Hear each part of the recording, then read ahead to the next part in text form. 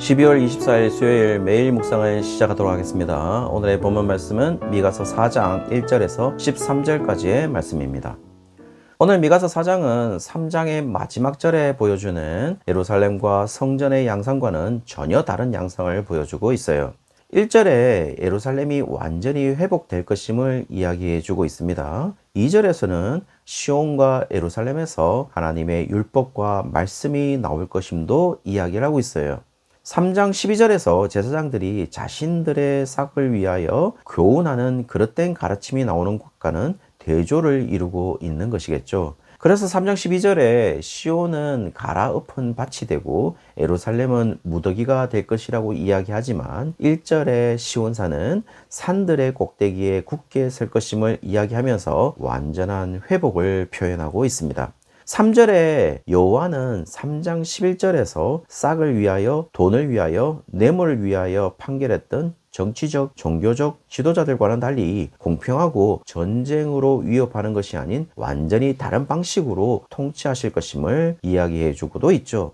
지금 본문의 저자는 여호와 같은 자가 누구인가 라는 사실들을 계속 말하고 있는 것으로 보이기도 합니다. 그리고 4절에서는 각 사람이 포도나무 아래와 자기 무화과 나무 아래에 앉을 것임을 이야기하고 있습니다. 이 표현은 상당히 일상적인 표현으로 볼 수 있는데요. 그래서 상당히 노출된 상태임에도 불구하고 4절 중간에 보시면은 그들을 두렵게 할 자가 없다라고 하는 것은 완전한 평화가 구축되어 있는 상태임을 이야기하는 것이겠죠. 그러나 문제는 이것이 1절에 표현되어 있지만 끝날이라고 표현되고 있다는 점입니다. 그래서 우리가 알기 쉬운 단어로 종말에 이루어지는 것임을 이야기하는 것이겠죠. 그래서 미래적인 것임을 이야기하는 것은 분명해 보인다는 것입니다. 그렇다면 이 모든 것들이 현재에는 존재하고 있지 않기에 우리는 어떤 삶으로 하나님께 나아갈 것인가에 대해서 더욱더 관심을 가질 수밖에 없는 것이겠죠. 단지 확신할 수 없는 미래를 바라보면서 오늘이라는 현재를 어떻게 살아갈 것인가에 대한 문제에서 혼란스러워 할 수밖에 없는 것입니다.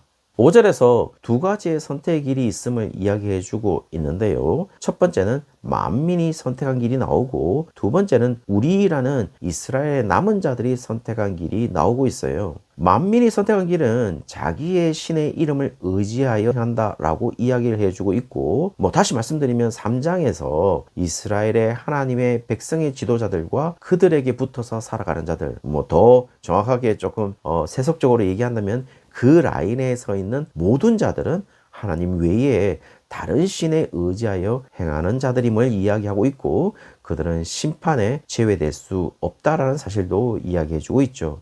그러나 우리라는 이스라엘의 남은 자들이 선택한 길은 여호와 이름을 의지하여 행하는 자들로서 심판과 다른 구원의 결과를 얻을 것임의 틀림이 없습니다. 문제는 이것이 소망의 영역 안에 있다라는 겁니다. 한마디로 미래의 영역 안에 있다는 것이겠죠. 그러나 미래의 영역에 있는 그런 소망을 가지고 살아가는 시점은 분명 현재라는 사실인 것입니다. 우리에게 남겨진 숙제는 미래는 그렇다고 하더라도 지금은 어떻게 살 것인가 라는 것이겠죠. 이 문제에 대해서 계속 이어가는데요. 분명 1절에서부터 5절에는 미가의 예언을 담고 있습니다. 미래에 있을 사실이라는 것이죠. 6절부터는 거의 유사한 이야기를 하지만 1절에서부터 5절까지는 미가의 예언이었다면 그 미가의 예언과 유사한 하나님의 직접적인 말씀을 기록하고 있어요. 6절부터는 말이죠. 어떻게 보면 미가의 예언이 단순히 미가라는 인간 선지자의 이야기가 아니라 여호와 하나님이 말씀하신 예언을 그대로 미가가 얘기했다라는 예언적 사실을 확정시키고 있음을 볼 수가 있습니다. 그 과정에서 6절에 하나님에 의해서 구원을 받는 사람들의 정체성이 드러나는데요. 저는 자라고 나와 있고 쫓겨난 자, 내가 환난받게 한 자, 7절에는요 발을 저는 자, 멀리 쫓겨났던 자라고 표현하면서 표현상으로는 그리 긍정적이지 않은 사람들을 언급하고 있어요. 누가 봐도 그들은 보잘것없는 자들이니까요. 그러나 여호와의 판단은 달리하고 있음이 드러나는데요. 7절에 그들이 강한 나라가 된다고 표현하고 있습니다. 그리고 그들이 강한 이유를 설명하는데요. 여호와가 그들을 다스리기 때문이라고 이야기해주고 있습니다. 그리고 8절에 그들을 향해서 양떼의 망대라고도 합니다. 망대라고 하는 이 믹달이라는 것은 타워라는 것으로서 이제 더 이상 그들은 부정적인 이미지가 아니라 긍정적 이미지로 탈바꿈을 하고 있는 것이겠죠. 이전에 여호와를 왕으로 하는 예루살렘의 나라로 회복할 것임을 이야기하는 장면인 것입니다. 문제는 또 이것입니다. 이것 또한 6절에 보시면은 그날로 이날은 1절의 끝날을 지칭하는 것이고 종말을 의미하는 것이겠죠. 다시 말씀드리면 또 미래의 영역에 있다는 사실이죠.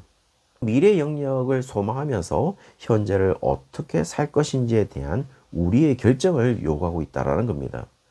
그러면서 미가서의 저자는 현재에 대한 이야기로 좀 더 우리의 관심사를 돌리고 있습니다. 9절에 보시면은 지금의 너는 부르짖고 있다고 표현하는 것을 보면 대부분의 영어 성경이 부르짖는 행위를 cry라고 번역을 한 것을 보면요. 지금 울부짖고 있는 장면이라고 할 수 있을 것 같아요. 그렇다면 현실은 그리 좋지 못한 상황이라는 것을 충분히 알 수가 있죠. 바로 뒤에 이어지는 너희 중에 왕이 없어졌고 네 모사가 죽었다라는 것은 아무도 우리의 문제를 해결해 줄 수 없다라는 사실도 이야기해 주고 있어요. 그리고 그런 모습을 해산하는 여인처럼 고통하고 있다라고 말을 하고 있습니다. 그리고 보다 직접적으로 바벨론까지 이르러 거기서 구원을 얻을 것임을 이야기하는 장면은 바벨론에 의해서 남유다가 멸망할 것이고 그 후에 포로로 끌려갈 것이라는 것을 이야기해 주고 있죠. 그러나 분명한 것은 구원을 얻는다는 사실도 이야기하고 있어요. 보다 직접적으로 바벨론으로 포로로 끌려가지만 반드시 귀환할 것이라는 사실을 이야기해 주고 있는 것이죠. 여인의 해산하는 고통도 마찬가지입니다. 지금의 유다 상황은 해산하는 고통이 있지만 반드시 아이를 낳는 시간이 올 것임을 이야기하는 것이겠죠. 실제로 바벨론에 의한 남유다의 멸망과 바벨론의 포로의 기간은 그야말로 하나님의 계획이었습니다. 바벨론의 포로의 기간을 통해서 사실 예루살렘 성전을 통한 자신들이 제사를 드리지 못함으로 오히려 구약이라는 하나님의 말씀을 통하여 이스라엘 백성들의 자신들의 정체성을 확립할 수 있었고, 구약학자들이 이야기하는 것처럼 바벨론 포로 이전에 있었던 북이스라엘과 남유다의 우상 숭배로 산당을 짓고 다른 신을 섬겼던 일들이 바벨론 포로 귀환 후에는 그런 사실이 보이지 않았다는 것은 바벨론 포로가 가져다 준 긍정적인 결과였다라고 이야기를 하고 있어요. 실제로 에레미야는 배교자이고 매국노라고 비난을 받은 적이 있습니다. 왜냐하면 바벨론에게 항복할 것을 외쳤기 때문인 것이죠. 그에 비해서 다른 거짓 선지자들은 애굽과 손잡고 바벨론에게 대항하여 전쟁에서 승리해야 한다고 했지만 나중에 애굽은 기원전 605년에 갈그미스에서 바벨론에게 패배하게 됩니다. 만약 그때 애굽과 손잡고 있었다면 남유다는 바벨론에게 완전히 멸망해서 남은 자도 살아남는 것을 기대하지 못했을 수도 있습니다. 이것이 하나님의 계획이었다는 것이죠. 물론 이 사건은 미가의 예언 시기보다 100년 이상 이후의 일입니다. 따라서 하나님의 판단은 결국 자신의 시대에서 판단하지 못할 수도 있다라는 것이죠. 그러나 진정한 하나님의 백성들은 연단을 받는다고 할지라도 반드시 하나님의 구원이 있을 것임을 이야기해주고 있는 장면이겠죠. 그러나 분명한 것은 하나님의 백성이 아닌 자들의 상태는 12절에 보시면 여호와의 뜻을 알지 못한다라고 나와 있고 여호와의 계획을 깨닫지도 못한다라고 이야기하고 있어요. 상태를 이야기하는 것이겠죠. 그러나 그들과 다르게 13절에 보시면 네 뿔을 무쇠와 같게 네 굽을 녹같게 단단하게 해서 반드시 승리하게 하실 것도 이야기하고 있어요. 다시 우리가 알 것은요, 이것은 실존의 전쟁에서 승리한다는 것을 이야기하는 것이 아닙니다. 그리고 더 심각하게 얘기한다면 다음 미래 시제로 미래에 있을 것을 이야기하고 있는 것이죠. 그러나 현재 분명한 사실은요, 그 어떤 것도 하나님의 계획을 막아설 수가 없다는 사실을 알려주고 있어요.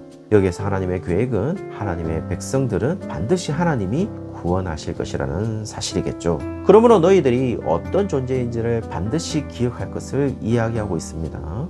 사랑하는 성도님들, 우리는 어쩌면 해산하는 고통의 시간 속에 있는지도 모르겠어요. 우리는 어쩌면 바벨론의 포로의 시기에 있는지도 모르겠습니다. 그러나 그 시간으로 오늘을 살지 마십시오. 반드시 아이를 낳는 시간이 옵니다. 반드시 바벨론 포로의 시기가 끝이 나고 돌아옵니다. 실제로 미래에 있을 사건이지만 돌아왔거든요. 그렇다면 아이가 반드시 태어날 것이고 바벨론 포로에서 반드시 돌아온다면 아이를 품고 있는 동안과 바벨론의 포로 시기에 우리는 어떤 삶으로 하나님께 드리고 싶으신가요? 미래의 소망을 믿고 오늘 현재를 살아내야 하지 않겠습니까? 오늘 그런 삶으로 하나님께 드려지는 우리 모든 성도님들 되시기를 주의 이름으로 축원합니다.